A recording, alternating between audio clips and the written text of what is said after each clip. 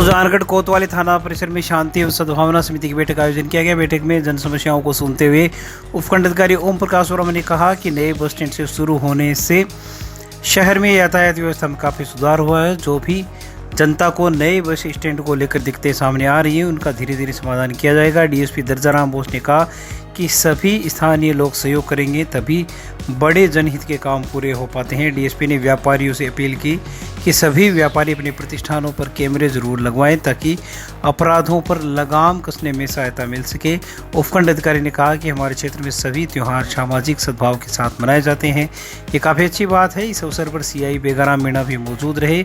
सभी ने पहलगाम हमले को लेकर सोशल मीडिया पर एहतियात बरतने की बात कही। मीटिंग में नेता प्रतिपक्ष जयश्री दादीज, सिराज खान कायम खानी, दिनेश तंवर, श्याम स्वर्णकार, जगदीश नाथ, कोमल गौड़, विनोद खटीक, राम निवास बुगालिया, पवन चितलांगिया, रफीक खिची, पुरुषोत्तम शर्मा, सिकंदर लेखिलजी, मुकुल मिश्रा, गंगाधर लाखन, इकबाल खान, अनिल मिश्रा, जाकिर क्याल, मोहम्मद असलम मौलानी, राजकुमार प्रजापत सहित अनेक लोग मौजूद रहे।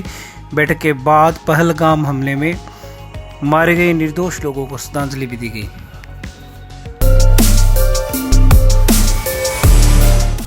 सुजानगढ़ के दुलियाबास में किराएशुदा मकान में से एक वकील के परिवार को जबरन बाहर निकाले जाने तथा उसके बाद पुलिस द्वारा समय पर मदद नहीं करने के आरोप डीएसपी के समक्ष वकीलों ने लगाए।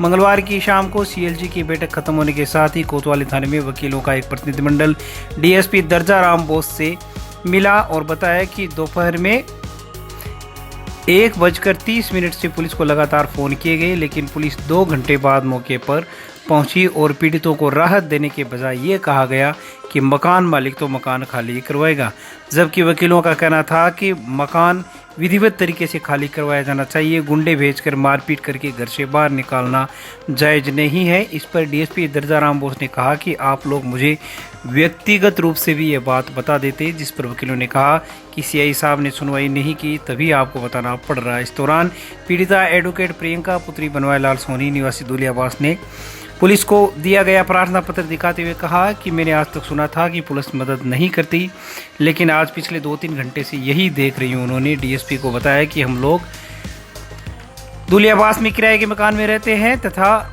मकान मालिक से 30-40 परिवारजन आज हमारे घर पर आ गए और हमारे कमरे पर ताला लगा दिया, जबकि अंदर हमारा सामान करीब 50 लाख का और 60,000 रुपए नकद भी पड़े हैं। Advocate Banwari Lal Bijane, advocate Nirmal Singh Godariya, advocate Karnidan चारण, एडवोकेट सलीम खां, एडवोकेट कमल दादीज, एडवोकेट जयश्री दादीज आदि ने डीएसपी से मामले में कार्रवाई की मांग की, जिस पर डीएसपी ने सीआई बेगाराम मीणा से कहा कि आप अभी मौके पर जाब्ते सहित जाइए और जो भी समुचित कार्रवाई हो कीजिए। इस दौरान अनेक लोग मौजूद रहे। शाम को सीआई बेगाराम मीणा मौके पर जाब्ते सहित कार्रवाई के लिए रवाना हुए।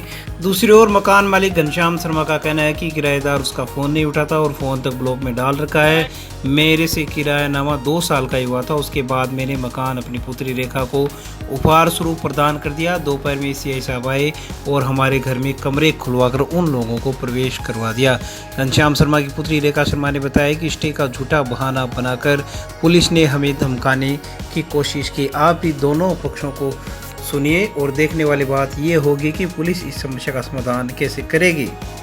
जैसे मैंने ये चीज़ें बहुत सुनी है कि पुलिस समय पे नहीं आती है, पुलिस अपना काम सही समय पे नहीं करती है, वो चीज़ आज मैंने खुद महसूस की। मुझे नीड है आप सभी की सपोर्ट की। मेरे साथ हुआ ये है कि मैं एक किराए के घर में रहती हूँ और मैं पिछले 7 साल से किराए के घर में रहती हूँ।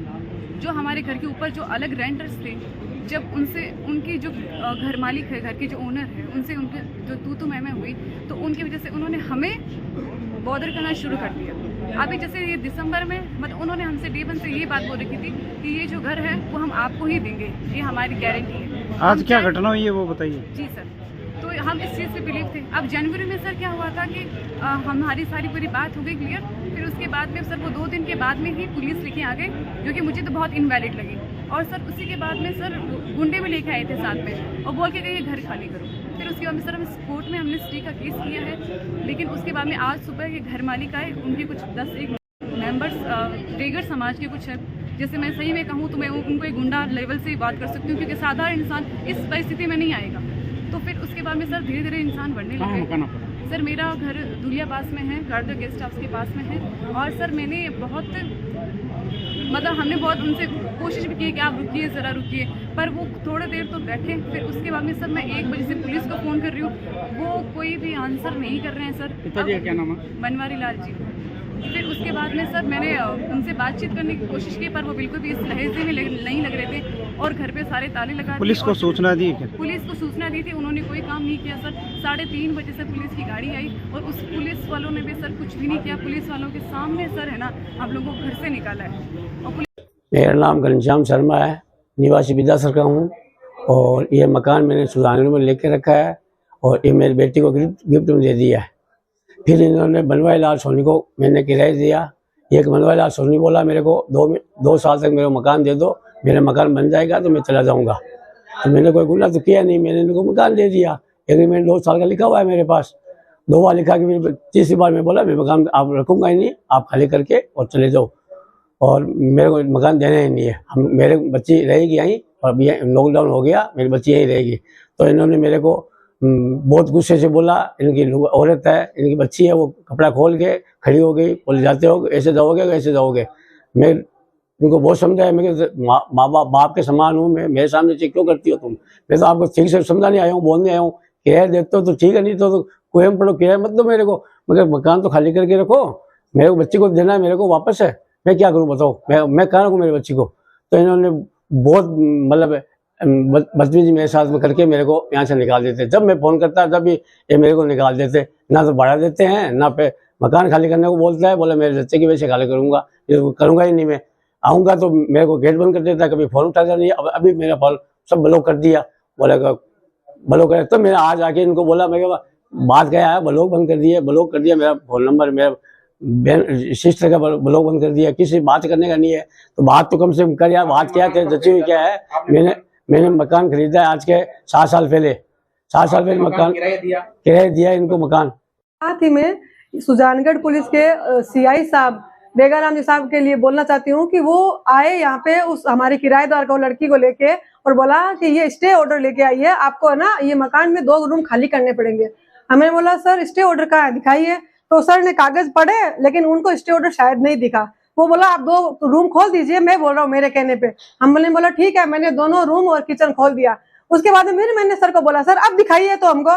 बोला मैंने बोल दिया ना ये यहीं पे रहेंगे, तुम इधर नहीं आओगे, उधर रहो, ज्यादा है। मैंने कहा सर आप स्टे ऑर्डर तो दिखाइए, लेकिन उन्होंने नहीं दिखाया। उन्होंने जोर से बोल के मेरे को दबा दिया और मेरे को बोला कि तू ज्यादा बोलेगी तो तुम्हारे सबके खिलाफ मुकदमा कर दूं, सबको अंदर डाल दूं, तू जानती नहीं है मेरे को। अभी ये कौन सा न्याय है सर? पुलिस हमको धमकाएगी, हम उनके पास हमारा शिकायत लेके जाते हैं, वो उल्टा हमारा न्याय के लिए हम पुलिस के पास जाएंगे, पुलिस हमको ही धमकाएगी, हम किसके पास जाए?